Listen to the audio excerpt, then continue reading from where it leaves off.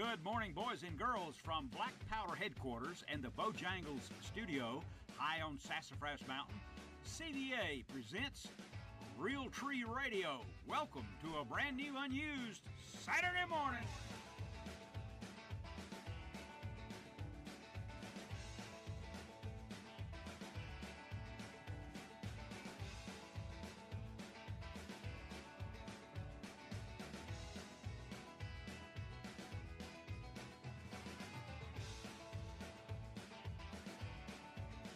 Girls from the Bojangles Studio and Black Powder Headquarters high in the mountains of North Georgia, O'Neill Outside presents Realtree Radio. Welcome to a brand new, unused Saturday morning. Yes, indeed, and it is a great morning. It's a great weekend. Everybody's feeling fine, and it's time for us to talk outdoors for the next couple of hours, and we hope that you will join us. It's my pleasure to tell you that this program is brought to you every Saturday morning by Tough Shed, Horsetown, Hayes Auto, Realtree, Fire Aid, Timbuktu Outdoors, True Turn, Roadrunner, Crocodile Bay Resort, Stripling's Works Tools, the Whitetail Institute, Rugged Ridge, Jeep Parts, Thorogood Boots, and the Governor's Gun Club. And we do this every Saturday morning, and we have been for some time. It's 7 after the hour, and we hope you'll join us. It's my pleasure to invite you to watch O'Neill Outside television on Pursuit Channel, Fox Sports South, Fox Sun, Fox Arizona, Tough TV, Hunt Channel, and it goes on. And this week, Travis is in Texas hunting coyotes. And you'll be surprised at the length of some of those shots. We're talking 500 yards? I don't think I've ever tried that before, but at 26 or 27 years old, when he took that shot, he is a steadier hand than his grandfather does. We'll have the Silent Hero, the Medal of Honor, and I will direct you right now, because I do have time, to O'Neill Outside, to our Facebook page at our web page, o'neilloutside.com or .net, and right there on the home page you will see the Zach Brown Southern Grind guest book. Leave your comment, leave your question, and if we use your comment on the television show, then Zach Brown will send you one of his very exclusive American-made Southern Grind knives. This one is called the Jackal Black and Tan, and I keep that one in the truck. It's an outstanding piece, and you'll want to keep it forever and forever. So this is O'Neill with O'Neill Outside. First break coming up, and then we have many more calls, and we've got them lined up right now, and I appreciate your participation. We'll be back. You're listening to O'Neill Outside Radio every Saturday morning, 4 a.m. to 6 a.m. on the SB Nation, WSB AM and FM, and, of course, on Facebook. And somebody has written in on Facebook asking about staging hunts or providing hunts for the disabled, especially the veterans. I'll point you to one in Atlanta, and there are dozens, if not hundreds, across the country. And it's an organization run by the firefighters, police, and in the Lawrenceville, Georgia area. And doggone it, the name escapes me right now. Operation One Voice, it's called. All the money goes to staging these hunts and looking after veterans. It's called Operation One Voice. And right now, let's catch up with Lake Lanier and catch up with Mac with the Ram Fishing Report. Good morning, Mac. Good morning, O'Neill. How you doing? Lovely. I had you in mind this week before you get started because I gave someone a tip that I learned from you. Oh gosh, what was this week? And it was the use of these big spoons. Yep. Got to have one tied on. Do you indeed? Why don't you just before you get to the regular report, describe this for us? This spoon, its size, and how do you use it? All right. The spoon has multiple applications, actually. What's unique about it is its physical size. They range about 3.5 ounces, 8 inches long, which when you look at it appears just massive. And it is compared to most of the baits we use. But if you look at that spoon and you look at a gizzard shad or you look at a big blueback herring, it's really, in relation to that, it's really not that big. So don't let the size intimidate you. You'll be surprised how many fish, small fish, will try and eat it. And it was actually designed by a gentleman up in Kentucky Lake area, Ben Parker, who's a guide up there, and he made it for bass fish. We just took it and he sent me some a long time ago, and we applied it to striper fishing. It does really well. The technique we're using primarily with it's what we call power reel, which that's a technique where you find, and it's mostly a summer technique, but you'll find fish in deep water. Deep is relative, but most of our southern impoundments, you're talking about water fishing in 30 to as deep as 70 to 100 feet, 70, 80, somewhere in there. And all we do is get on top of the fish, drop the spoon vertically. Wherever the fish are, we go 10 or 20 feet under the fish. So let's say we see fish in 60 feet. We drop the spoon to 80, and then we reel it back up to 40. And we take the reel out of gear and let it go back to 80 and bring it back up to 40. And keep doing that. We don't jig it. Just reel it up and down, up and down. And the principle being they'll be scattered out pretty in a big range in the water column. If you're jigging in one place, then you're fishing for the fish that are right around the spoon. But if they're spread out over a 30 or 40, maybe even a 50 or 60-foot range, you're fishing for all of them. And we think that vertical motion, if you think everything we do on the water as striper fishermen, we present baits either straight down, sitting still, or on a horizontal plane. This is vertical, and I think it gets a response when it's coming up through the water and it comes by a fish pretty quickly. He doesn't have a very big window of opportunity to study it. He's got to make up his mind to either eat it or let it go, and I think that's what triggers the bite. So that vertical movement that's a big deal. So that's power reeling in a nutshell. But it's a very good technique. If you're fishing a lake with stripers, you need to be power reeling. You betcha. Great description. All right, what advice do you have to give to the August, September fishermen across the South? Well, we're seeing a lot of fish, typical summer stuff, deep water, buried up in timber. And the problem on Lanier right now, I shouldn't say the problem, but what you're going to have to look at, you won't see a lot of fish sometimes on your sonar. You'll pull into these drains and big coves that feed into the major creek channels or into the river channel, start riding up these drains, and all this is detailed in much more detail on our fishing report online. But you might see 3 or 4 or 5 fish, you stop them. When you drop baits and you start power reeling, all that activity, you might see 3 or 4 or 5 fish in the tops of the timber, but there might be a couple hundred in that general area. And once you start fishing, you pull them all up under you. Oh, boy. And then you better catch them as fast as you can, because once they won't stay long as a general rule. And when they get bored and leave, and I think that's what happens a lot of times, then you're done. It's like a pump that loses its prime. It's really hard to crank it back up. I gotcha. So get them while when you get that nice picture on your hummingbird, and they're there, you better get them. You betcha. So, yeah, and that's where the spoon has another advantage in the power reeling technique. You can drop the spoon almost instantaneously. You don't have to go get bait. You can get in down there. And I like the power reeling technique in conjunction with bait, because I think the added activity pulls fish up into your bait spread, even if they're not biting. Yeah, so there you go. I know I'm getting lengthy, but you just mentioned organizations that do hunts for disabled anglers and hunters. Okay.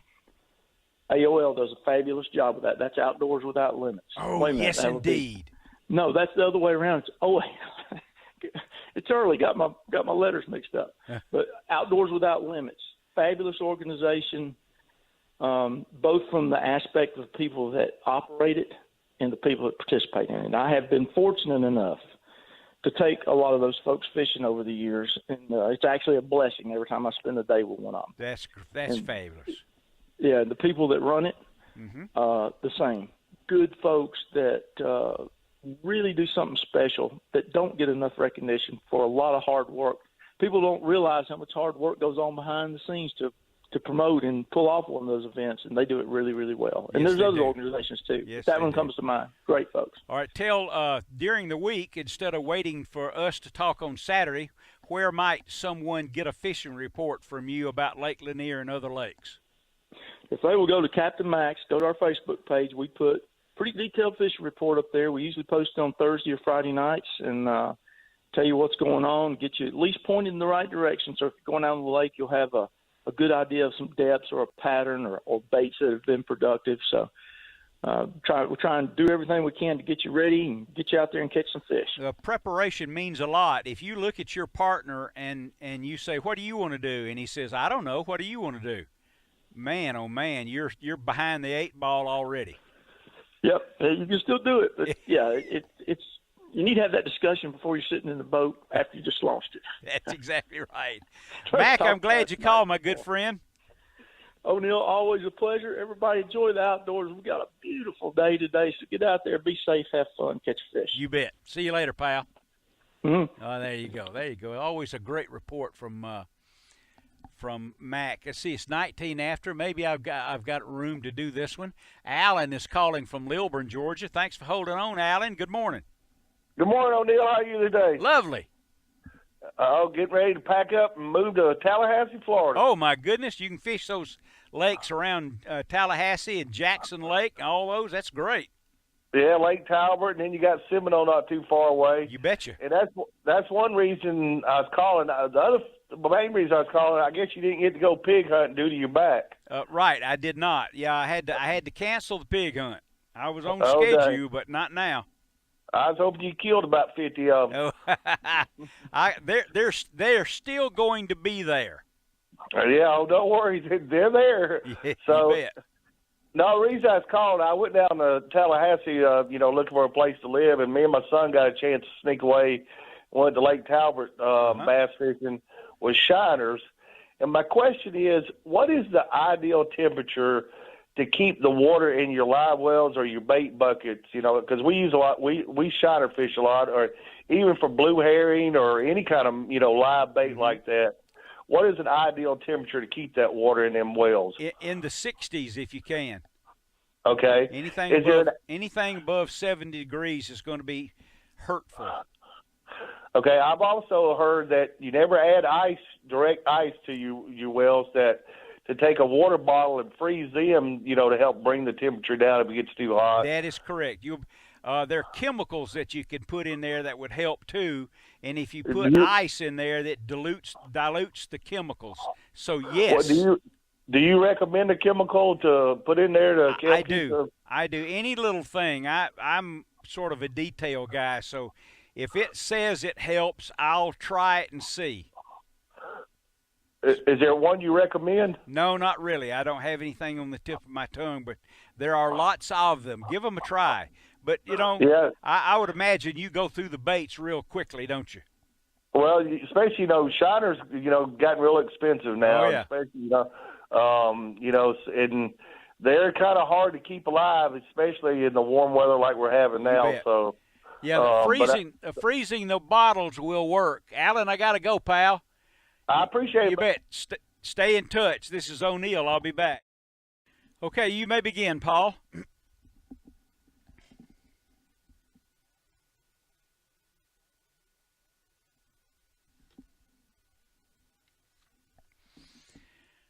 Hero cops rescued teens from a fiery crash, says officials, and they say they do this kind of stuff every day. 2 Milwaukee police officers are being hailed as heroes after they dragged teenagers from a fiery overturned car during a harrowing incident that was actually caught on camera. Officers Nicholas Shield and Robert Reed were on patrol when they witnessed a car strike a utility pole and eventually burst into flames. You can hear on the video, "You guys back up, the car's on fire, back up." One officer can be heard screaming in the video. Well, the officers, Shield and Reed, and other officers from District 4, risked their own lives and pulled the driver, a 16-year-old male, and other teenagers from the car. We knew that we were put in a position to help, and that we were able to do that, and I was thankful that it turned out the way it did, and we weren't expecting anything else regarding it. The 2 police officers stated they were just doing their job. The officers all over the United States, they do stuff like this every day. They aren't recognized, and they don't know whose stories are being told. They have been partners for a year and a half. The driver of the vehicle and the other teenagers were taken to the hospital and recovered. And that is your Ronnie Thames silent hero description for August the 4th. And those are silent heroes. If you didn't look it up or hear it from O'Neill, you wouldn't know. It's 27 after the hour. Let's talk now to, let me get my screen working here. Let's talk to Donna. She's calling from Hall County. Good morning, Donna. Good morning. So Travis went out west to shoot coyotes? Yeah, that's sneaky. He's sneaky, Why didn't I'm he telling just stay around North Georgia? We have such a problem, and that's what I want an answer from you about what to do. All the stop signs in my county have lost cats taped to the poles. Yes. You can hear them. I would like to organize a posse or something to get rid of this problem. What do you suggest? Or I'll give you an illustration, and then I'll give a recommendation to you. I have a friend of a friend who is the foreman of a rather large farm/ranch in North Carolina. And he's on that ranch every day. It's a little over 2,000 acres, and it is a working ranch. You know, east of the Mississippi, it's a ranch. West of the Mississippi, it's a farm. West of the Mississippi, it's a ranch. Okay, I'm fouling that up, but I'll get to it. And he's on there every day, and he has a rifle with him in the truck. Before he killed 200 coyotes, he trapped 2,000. Oh, my. So my point is, the only way that you and your neighbors in your community can make a dent at all in the coyote population and protect your own pets and so on is to have a professional trapper visit. Tell me, where is this person? I would suggest your best bet may be to go to and inquire with the Department of Natural Resources. I did that already. Okay. Yes. No help. They didn't give you any help. No, not a person. No.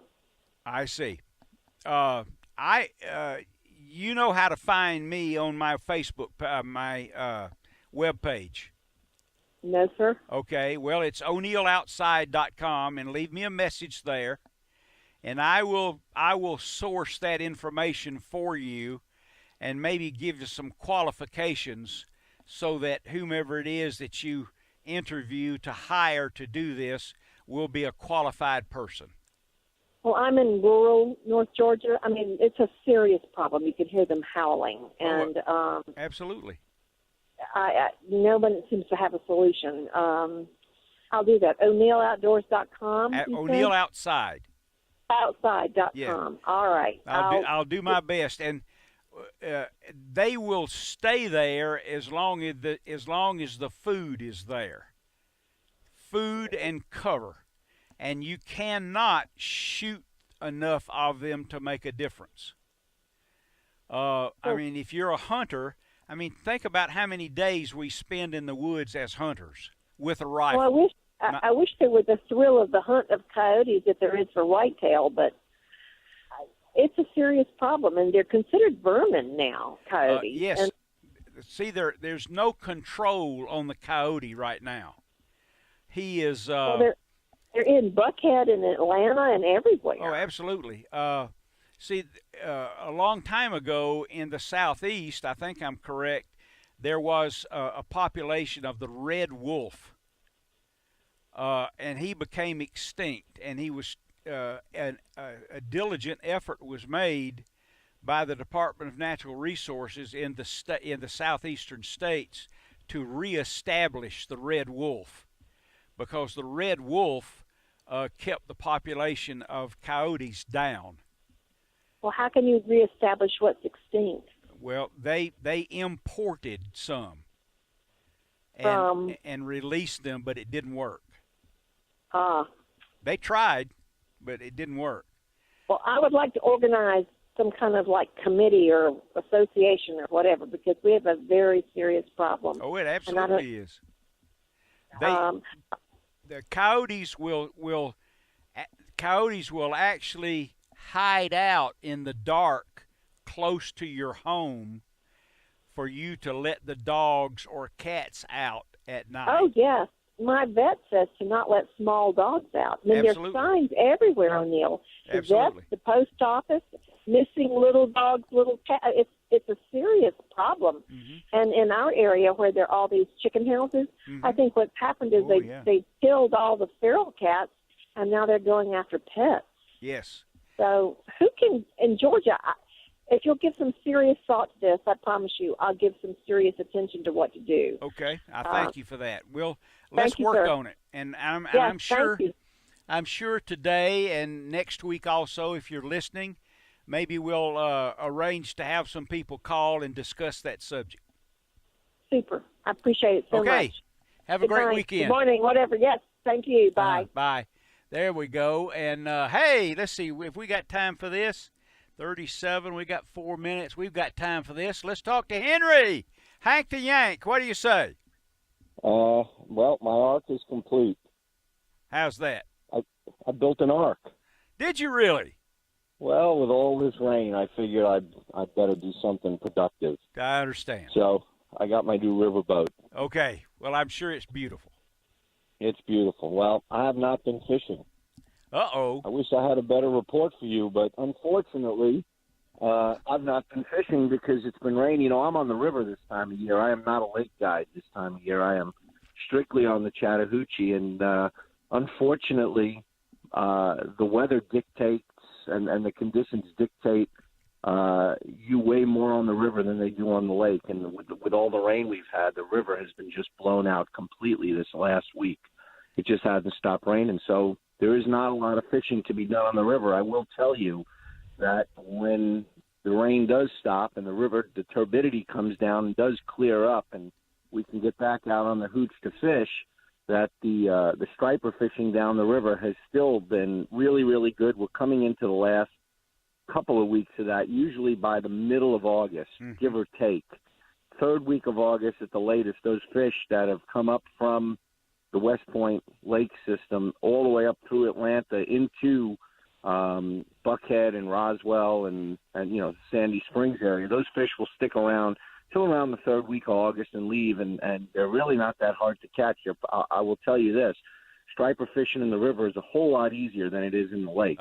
Yeah. Because they're not in as wide a place. Right, they're You confined. find a few deep holes, and you can find the fish. I remember you did a little of that with Mike Mobley years ago, didn't you? I did indeed. That was on the Etowah. That's right. Well, we have a great fishery right here on the Chattahoochee. So that's one thing that's going on. And then my carp fishing, which, you know, I love. I've just been canceling trip after trip just because we can't get the conditions right. But the carp are there. I was out about a week and a half ago and was able to get out, and we saw plenty of fish. So the fish are still, you know, it's so interesting, O'Neill. The carp are a very spooky critter. They get really weary.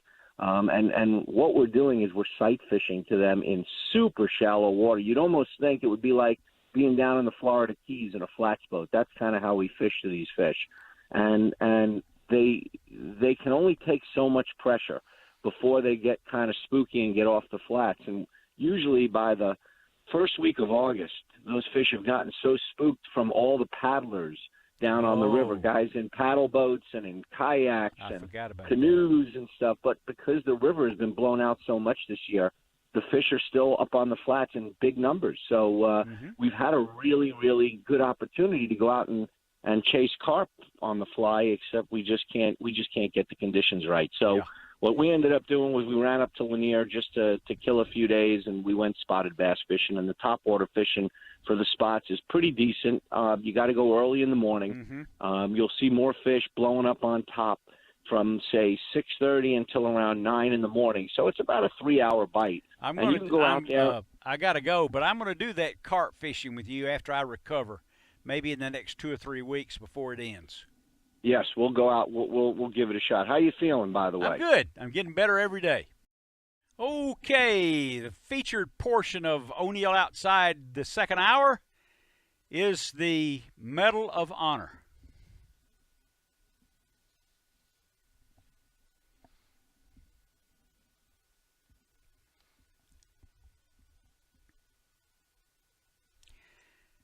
Sergeant First Class Paul R. Smith, Iraq, April 2003. Sergeant Smith was engaged in the construction of a prisoner of war holding area when his task force was attacked by a company-sized enemy force. Realizing the vulnerability of over 100 fellow soldiers, Sergeant Smith quickly organized a hasty defense consisting of 2 platoons of soldiers, 1 Bradley fighting vehicle, and 3 armored personnel carriers. As the fight developed, Smith engaged the enemy with hand grenades and anti-tank weapons and organized the evacuation of 3 wounded soldiers. Fearing the enemy would overrun their defenses, Smith moved under withering enemy fire to man a .50 caliber machine gun mounted on a damaged armored personnel carrier. In total disregard for his own life, he maintained his exposed position in order to engage the enemy. During this action, he was mortally wounded. His actions helped defeat the attack and resulted in as many as 50 enemy soldiers killed, while allowing the safe withdrawal of numerous wounded soldiers.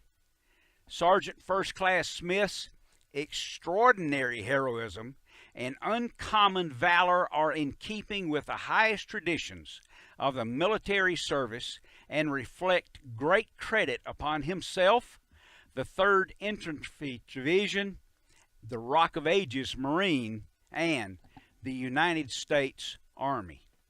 And that is your Medal of Honor for this week. He is deceased. He died in action. Sergeant Smith. All right, 42 after the hour. And 404-872-0750-800, 972-8255. Here is headed your way some unabashedly self-serving promo. If you will visit o'neilloutside.com or o'neilloutside.net, right there on the home page, there's 2 things I would like to direct you to, please. 1, you can click on the book cover and order O'Neill Outside, People and Places Along the Way. It's my personal observations of the people and the places along the way that I have spent in the outdoors. Guides, destinations, family members, and I know if you order the book, you will get something from it. And in that regard, whether it's an e-book, a paperback, which you can order, or eventually an Audible book, which will be ready sometime next week or so, $1 from the sale of every book goes to the Ronnie Thames Foundation for the treatment and rehabilitation of child burn victims. The second thing, again, self-promotion, at o'neilloutside.net.com, whatever. Right there on that homepage, you'll see the Zach Brown Southern Grind Knife Guest Book. And if you will click there and leave a comment about the television show or the radio program, whether you like it, whether you don't like it, what you think we should talk about, what we should not talk about, your recommendations, your observations. Then, if we use your observation on the television show, Zach Brown will send to you a Jackal black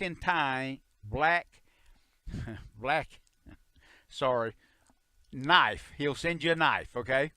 And they're worth a lot of money, but besides, their Southern Grind knives are keepers. Those are the things that you will to your children and grandchildren. Okay, it's 45 after the hour, and this is O'Neill at 404-872-0750 or 800-972-8255. We'd love to hear from you. Woman Williams is not with us this morning. She's had 14 weeks ago, she had knee surgery in which her right knee was replaced, and the reaction to that intrusion of the mechanical device has made her anything but herself. And but she'll be back with us soon. Just a minute. I'm dry. Hold on. I got to get coffee. What are your plans for the weekend? With O'Neill's surgery, I'm not hog hunting. I'm not fishing. I'm not doing anything except trying to rehab. So you have to take up my slack. I'm not out there shooting hogs or coyotes or, of course, deer. No. So you have to go more. And you have to take a kid along. So one of my favorite subjects in that regard about taking your children into the woods and enjoying a hike, try this, and maybe it will take the experience to just a little bit of the next level.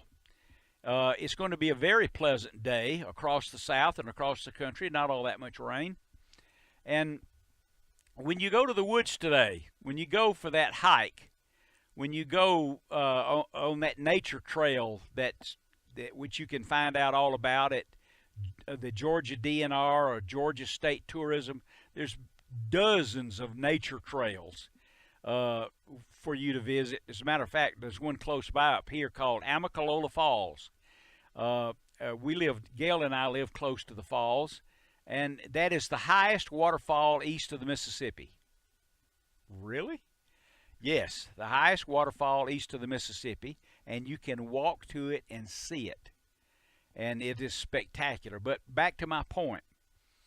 Take a couple of kids and go for a nature hike today, and when you get into the woods, when you're at a place where there is no one else, it's just you, then just sit down and be quiet. Don't talk, don't laugh, don't make any observations, don't comment as to what's going on around you. It will only take 10 minutes or less for the critters, the birds, the squirrels, the chipmunks, anything and everything that's there, from the crows to the hawks to the broad-winged hawks and red-tails, to wake up around you. And you will witness more of what the outdoors has to offer. And then you can discuss it later. And maybe look up on the internet. Maybe you can look up some of the things that you saw. I know I have a good friend that visits us here often, and he pointed out to me what I thought was a red-tailed hawk. It was not. It was a broad-winged hawk. And he pointed that to me, and I'm so proud now that I can recognize that bird, because he is a spectacular flyer. We'll get to that call in just a moment. But he's a spectacular flyer, and now even the amateur that O'Neill is, I can identify him as he soars by. And he's very appropriately named a broadwing because his wings are thick, deep, and heavy. And he's noticeably different now than a red tail. So there you are. We've handled just about everything there is to handle, except to tell you that you can watch, because I do get this a lot during the week on Facebook and emails and various ways, to watch O'Neill Outside Television. I missed it this week. I missed the show this week. You can watch the show on YouTube. And you can watch all of the programs at o'neilloutside.com television. All of the shows are there, every single one of them. And if you miss one, my goodness, I miss them often. Let's talk to Steve. We have time. Good morning, Steve. This is O'Neill outside. Welcome to the program. Let me punch the right button. I wish I was better at this. There's Steve. Good morning. Good morning. You're on the radio. How can I help you? Well, I just hope you're feeling better. I listen to y'all I listen to you every, I listen to both of y'all, I guess just you and everything, every night. Well, you're very kind. Where are you calling from, Steve? LJ, Georgia. Oh, yeah, I remember now. I remember talking to you last week. Yes, thanks for inquiring. I'm feeling much, much better every day.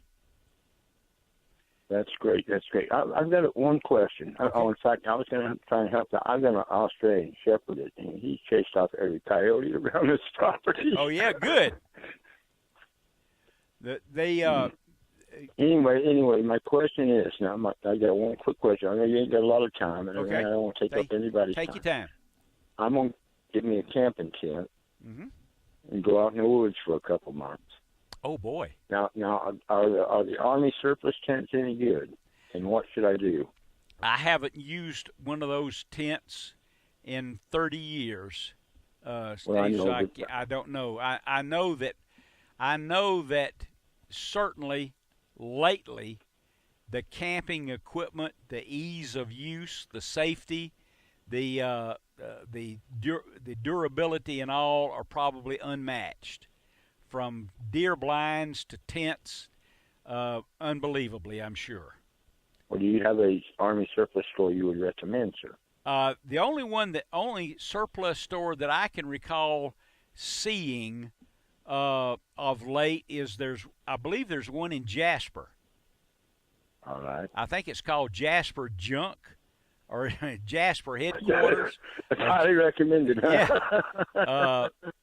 Jasper Junction it's appropriately named, and it is in the little town of Jasper. I know it. Yeah, Jasper Town 515. Yeah, right at the railroad tracks. Yes. And but I've never been. I hadn't been in there, so I don't know what they might have. I've gotten lazy. If I want to go shopping, I just go to Amazon or Bass Pro. I got you. Yeah. Well, I'll take a drift down there and everything like that and let you know next weekend what I got or if they got Okay, I've got about 30 seconds here, so tell me, what are your plans? Where are you going to go to do this little adventure? Up in the Blue Ridge Mountains. Wonderful. Up in the Cahuta Wilderness and so on? Yeah, yes, sir. Yeah. Cahuta? Yes. Well, that's what a great idea. I'm sure there are lots of state park destinations and trails that can help you with that. Oh, I know. I've been up there lots of times. Okay, good deal. But I've never camped. I just said, well, shoot, it's going to be my last rodeo, Yeah, I understand. So I'm just going to go ahead and do it. Yeah. You bet. Well, okay, that sounds like a great adventure to me, sir. I envy you. I envy you too, sir. You bet. I'll see you soon, pal. Have a blessed one. You bet. I'll see you soon. There we go. I want everybody who's interested, if you can take a look around the room. This is our basement. I call it a trophy room, but if you could look around and see what's here, it's a basement. But any charitable organization that would like to come and clean up my desk, you're welcome to it. It's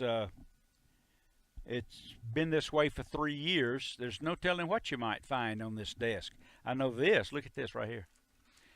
You can see it on Facebook. This is my newest Southern Grind knife, just the right size for some serious work. And Southern Grind makes many of the blades from the knife for the knives. They make the blade from old sawmill metal, sawmill blades. So you think this is going to last and last and last? You bet. I carry one in the truck, and I carry several in here, and there's one in my desk upstairs. Well, what a great adventure this has been. It's 58 after the hour, and we hope we get you started off right in the outdoors. Woman Williams will certainly be back next week. We certainly hope. O'Neill's getting better every week. I'm not going to lift anything heavy over the next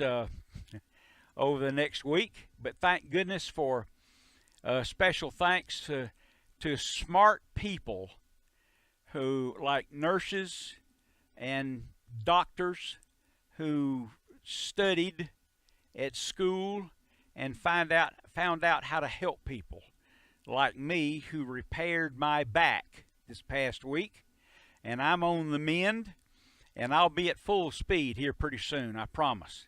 This is O'Neill, and keep this in mind whatever you do, wherever you go this week. If you're too busy to go fishing or hunting, spend some time in the outdoors and take a kid along, you're too busy. And I'll see you guys next week.